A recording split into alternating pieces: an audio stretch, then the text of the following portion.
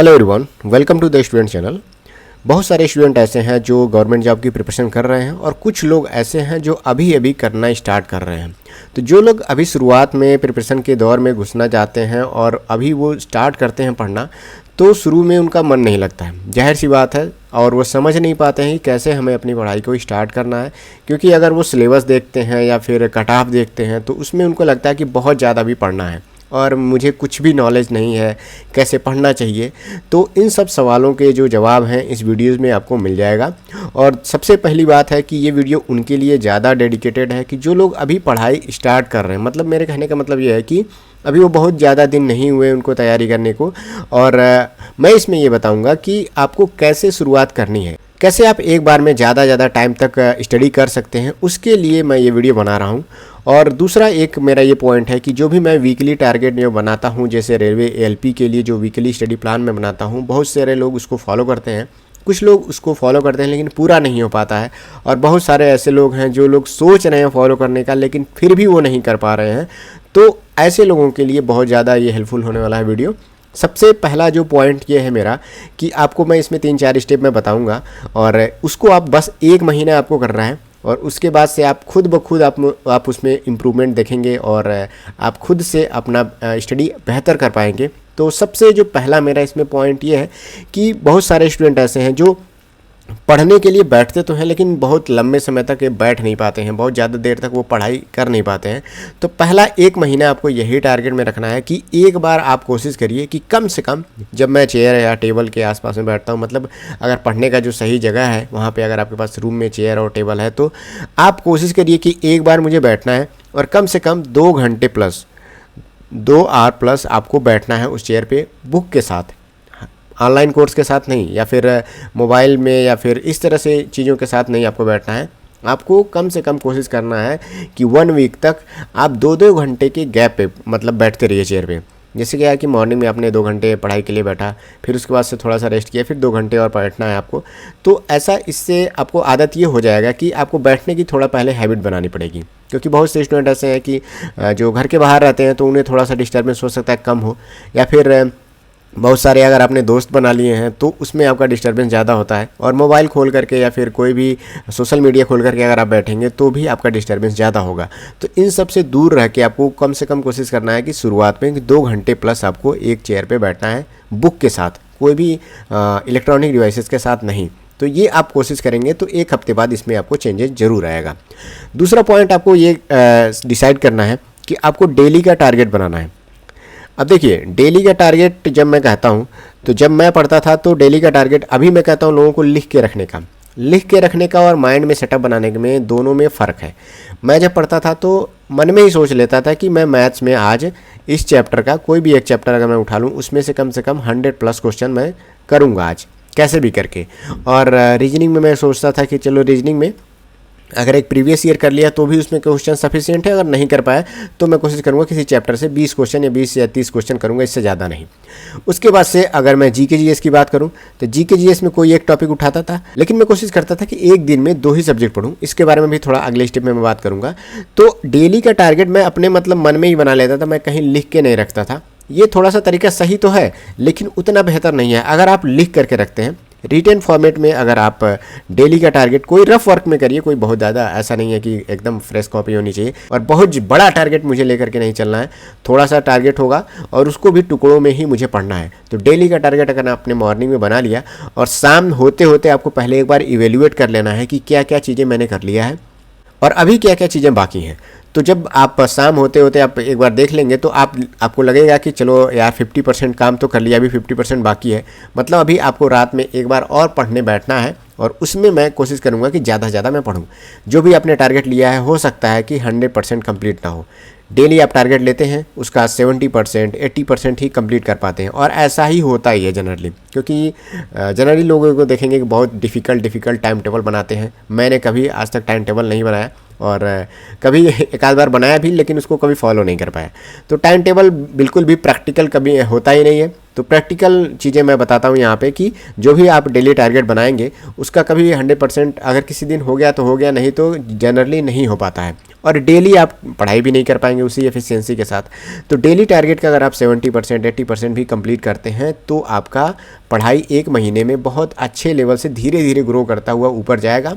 आप पहले दिन से स्ट्रांग अपने आप को फील करेंगे एक मंथ के बाद कि आपकी तैयारी थोड़ा सा अच्छे तरीके से हो रही है। देखिए, प्रिपरेशन कोई भी गवर्नमेंट जॉब का प्रिपरेशन हो गया, जब आप स्टार्टिंग में इंटर करते हैं तो ये स्लो प्रोसेस है और बहुत पहले से आप उतना नॉलेजेबल नहीं है, तो धीरे धीरे करते करते 1 महीने 1.5 महीने 2 महीने बाद आप अपने आप को एक एवरेज लेवल पे पहुंचा सकते हैं, इसी तरह के धीरे धीरे स्टेप फॉलो करके।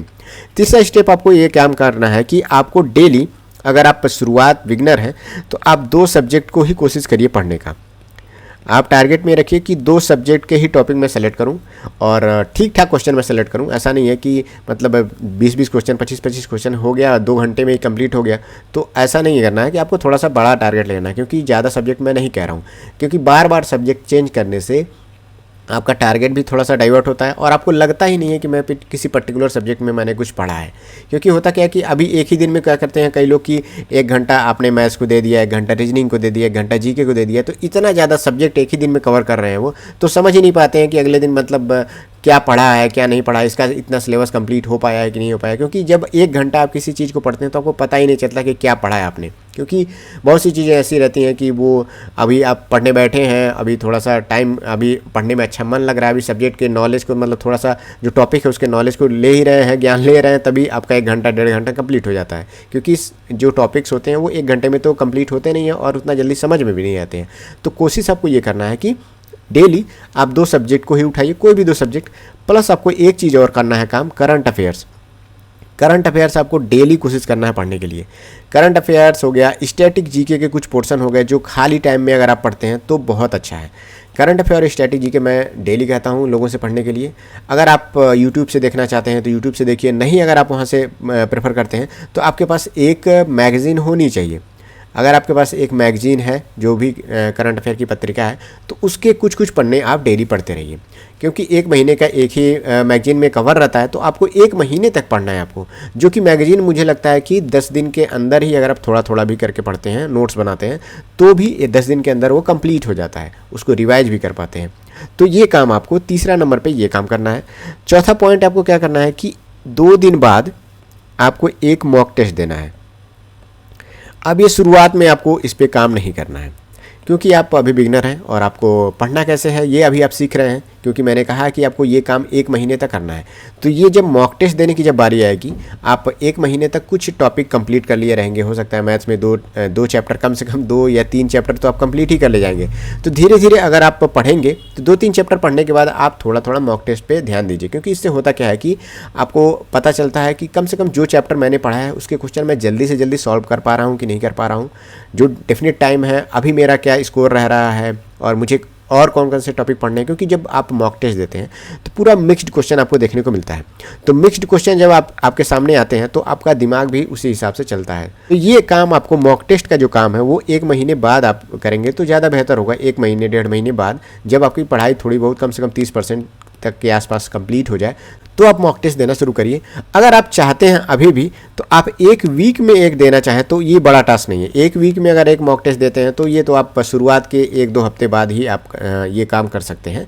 लेकिन मैं मॉक टेस्ट पे ज़्यादा फोकस रखता हूँ क्योंकि मैंने भी ज़्यादा टेस्ट ही दिया था और टेस्ट देने से ये होता था कि नए क्वेश्चन भी देखने को मिलते थे, उसमें रिवीजन भी अच्छा खासा हो जाता है। अब सबसे लास्ट जो पॉइंट है मेरा 5वें नंबर का वो है रिवीजन। और ये सभी लोग जितने भी आपने लोगों से अभी तक वीडियोस देखे होंगे पढ़ाई से रिलेटेड, प्रिपरेशन से रिलेटेड, वो रिवीजन पे भी ज़्यादा ध्यान देते हैं और देना भी चाहिए। जो लोग बिगिनर हैं, जो अभी पढ़ाई स्टार्ट कर रहे हैं, अगर वो रिवीजन नहीं करेंगे, जितना ज़्यादा आप पढ़ते जाएंगे, रिवाइज नहीं करेंगे तो आपकी पढ़ाई में उतना इंप्रूवमेंट देखने को नहीं मिलेगा। क्योंकि अगर आपने 1 हफ्ते 1 वीक आपने जो भी चीज़ें पढ़ी हैं वो आपके दिमाग में बनी रहे और भविष्य में इससे रिलेटेड क्वेश्चन आए और गलती ना हो, तो उसके लिए सबसे इम्पॉर्टेंट चीज़ यही है कि रिवीजन होगा कैसे। जैसे मान लीजिए 1 वीक में आपने किसी भी बुक से पढ़ाई किया हो सकता है कि 200 पन्ने 300 पन्ने आपने पढ़ लिए हों, तो 300 पन्ने फिर आप 1 दिन में रिवीजन के तौर पे नहीं पढ़ पाएंगे। तो इसके लिए सबसे इम्पॉर्टेंट क्या है, वो नोट्स बनाना। क्योंकि रिवीजन हमेशा नोट से ही करना है और अपने नोट से अगर आप करेंगे तो वो ज़्यादा आपको फ़ायदा करेगा। तो नोट्स आप खुद ही बनाइए और उसी से आपको रिवीजन करना है। तो एक वीक में एक दिन आपका रिवीजन का होना चाहिए, जितने भी चीज़ें आपने पढ़ी हैं। जितना फास्ट आप पढ़ेंगे, मतलब जितना फास्ट आप चाहें तो रिवाइज करना चाहें तो आप रिवाइज कर सकते हैं। और रिकॉल करने की मतलब आप कोशिश करिए, जब आप सो रहे हों या फिर कहीं जा रहे हो या फिर कहीं भी अगर आपको फ्री टाइम मिलता है तो आप उन चीज़ों को थोड़ा सा रिकॉल किया करिए। जैसे एक एग्जाम्पल के तौर पे मैं कहूँ कि जब भी आप नहाने के बाद बालों में तेल लगाते हैं तो जितना आपने तेल अपने हथेली पे आपने लिया है वो अपने बालों पे तो लगा तो दिया, तो वो उतना फ़ायदा नहीं करेगा जब तक आप उसे अच्छे से अपने बालों में मिलाते नहीं हैं, जड़ों तक नहीं मिलाते हैं। तो तेल लगाने का उतना फ़ायदा नहीं है। मटेरियल तो आपने उतना ही लिया, जैसे आपने बुक्स लिया, नोट्स लिया, आपने उतना ही पढ़ा, लेकिन अब आप उसको रिवीजन नहीं करेंगे अच्छे से, अपने उसकी जड़ों तक नहीं पहुँचाएंगे, कॉन्शियस माइंड में नहीं पहुँचाएंगे, तो आप उतना बेहतर रिजल्ट उससे नहीं पा पाएंगे। तो आप कोशिश ये करिए, रिवीजन पे भी आपको ज़्यादा से ज़्यादा ध्यान देना है। मॉक टेस्ट अगर आपका छूट भी जाता है तो भी कोई बड़ी बात नहीं है, अगर आप रिवीजन छोड़ते हैं तो आप जो भी चीज़ें आपने पढ़ा है वो वेस्ट ही कर रहे हैं एक तरह से, क्योंकि वो चीज़ें लंबे समय तक याद नहीं रहती हैं।